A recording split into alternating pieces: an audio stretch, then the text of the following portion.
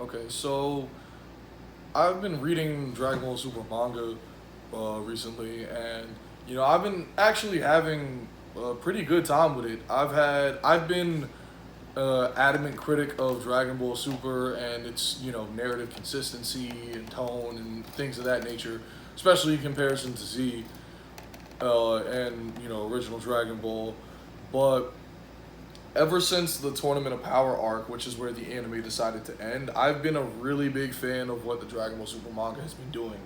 However, a lot of a lot of people have been complaining about certain narrative developments, certain way that characters are getting handled, certain revelations and epiphanies and all kinds of discoveries that are being added to Dragon Ball Super to expand to the lore, and that's been something that's been on my mind lately because the popular route is to blame Toyotaro for all of the recent developments that have been happening lately, because we all know Toriyama's getting up there in age, and it's really just him telling Toyotaro, hey, this is what I want to do, and Toyotaro doing the actual labor of doing it now that Toriyama's much older.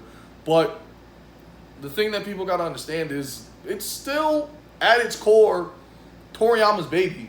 Toriyama and his writing style is a beautiful catastrophe, to put it artistically. He is a man with great understanding of character designs. He's a man who has a great understanding of action. He's a man who has a great understanding of concepts, but executing those things in a cohesive narrative has never been has never been his strongest suit, so to speak. And I say this as someone who holds Dragon Ball Z as his favorite anime of all time, and Dragon Ball is one of his favorite fictional franchises of all time. But we have to understand that a lot of the issues that are plaguing Dragon Ball Super now have always been present in Dragon Ball as a series. And if you are upset about the way it's being handled now, you have to understand that certain things that are being presented as they're being presented have always been present in Super. The Dragon Ball Super is a continuation of Z. And likewise, that means it's a continuation of things that we have noticed in Z. A lot of the issues that a lot of people have regarding the latest chapters and how certain plot points have been developed have things that not only have been expressed in Z, but hell, even expressed in early Dragon Ball. Granolah using the Cerulean Dragon Balls to make himself the strongest mortal in the universe has been like a thing of controversy. Oh, well, how come they're using the Dragon Balls to just make people stronger? That takes away from the tension. That ruins the whole theme of the show, right? Everybody's up in arms about it, and it's interesting because the problem with Dragon Ball, as with many popular fictional franchises, is that a lot of people stop paying attention to the details and they start looking at the grand strokes, big picture things. So on paper, Granolah used the Dragon Balls to make himself stronger, but what a lot of people fail to remember is he had to sacrifice the rest of his lifespan to acquire that power. Dragon Ball has always been about making sure you do the work to get to where you need to be as strong as you are. There are no shortcuts, right? And now we see a villain taking a shortcut and paying the price for it. Like, that's a hefty price to pay. Granola's species of people, Ceruleans, are supposed to have a lifespan of 200 years.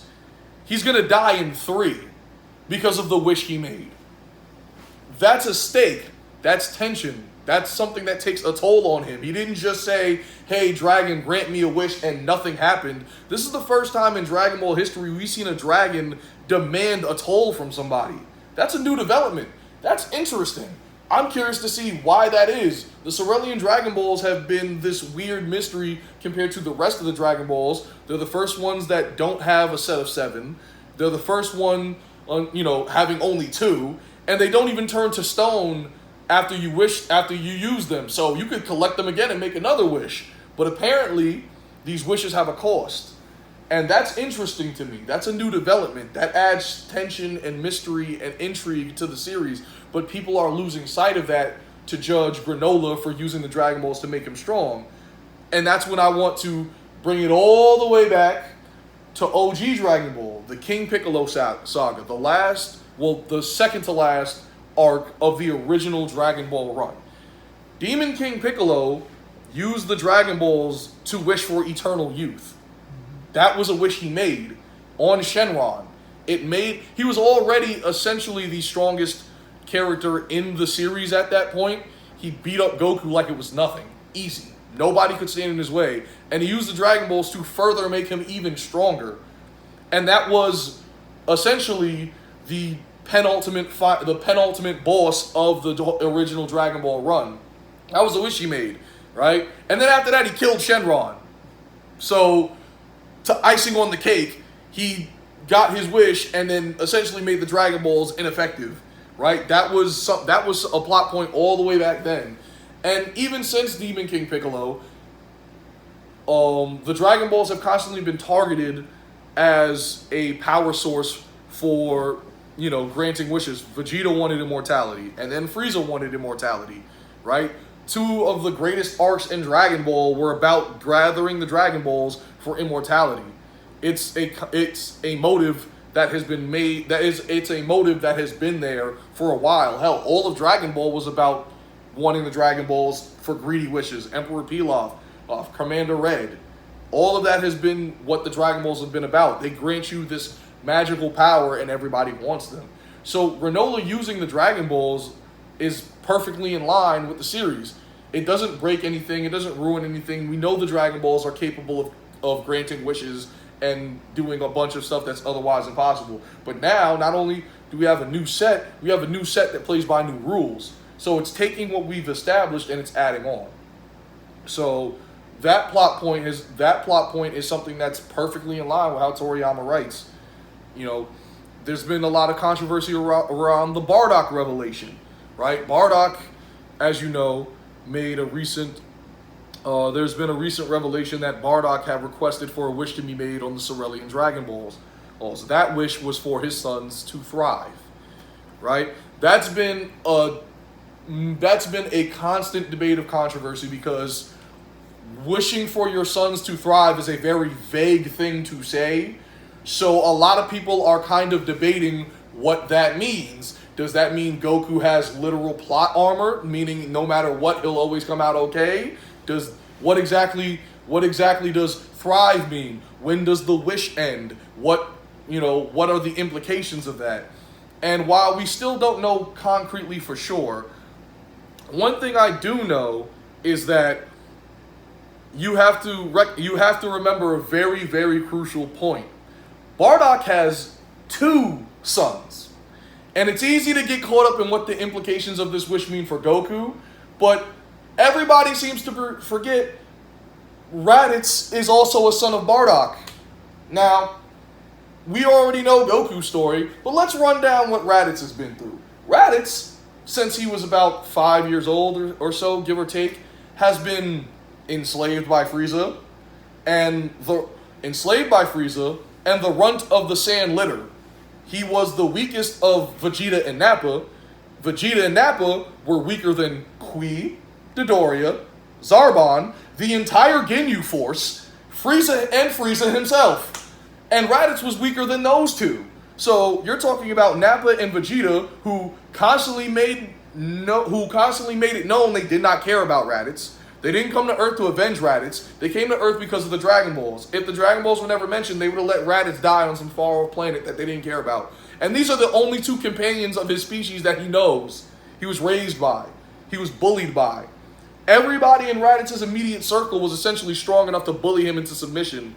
And he was already enslaved to Frieza. And then the second he finally gets a chance to break free from that, he runs into his brother and dies. So let's backtrack a bit. I understand that Goku's the protagonist. I understand that Goku's had a lot of things happen his way. I understand that Goku has, quote unquote plot armor, as people say. He's died twice and he's still here, right? Even death can't hold him back, right? That seems like a nail in the coffin. See, Goku's just the luckiest guy alive. But that wish affected two people, and Raditz's life, for all intents and purposes, has been hell. So let's look at the commonality between the two. The only thing that those two have in common is that they survived Planet Vegeta's destruction. And I think if you look at the way that their lives have been handled, the wish to thrive highly suggests that they just survived Planet Vegeta's destruction, and that's it.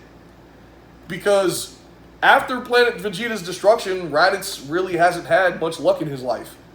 You could argue whether Goku has been lucky or unlucky. We can have that debate if you want to. But Raditz has had not one good thing happen since he got off Planet Vegeta. So that's the only commonality Goku and Raditz have had that suggests they both had some luck on their side. So while the wish is vague, I need everybody to remember a couple things. One, Goku and Raditz were both impacted by the wish, so we can't just look at Goku's side of the situation. Two, the Cerulean Dragon Balls seem to be different than any other Dragon Ball we've seen, any other set of Dragon Balls we've seen. So Bardock making a wish on them to thrive seems to have might have different implications than most other Dragon Balls. If we use the rule of Granolah, which I like to call, for his wish to become the strongest in the universe, he had to give up his lifespan to do it. Bardock wished for his sons to thrive. If the Cerulean Dragon Balls are true to form and they demand a toll, what did he have to sacrifice? Last I checked, Bardock tried to convince his fellow Saiyan brethren to rebel against Frieza, and none of them listened to him. I don't know. It sounds to me like maybe that might have been the toll he paid. You know, he did everything he could to save his sons, but Taranbo, the Cerulean Dragon, maybe he took that and decided that that would seal the fate of the Saiyans. There's nothing there to prove it, but it's a theory.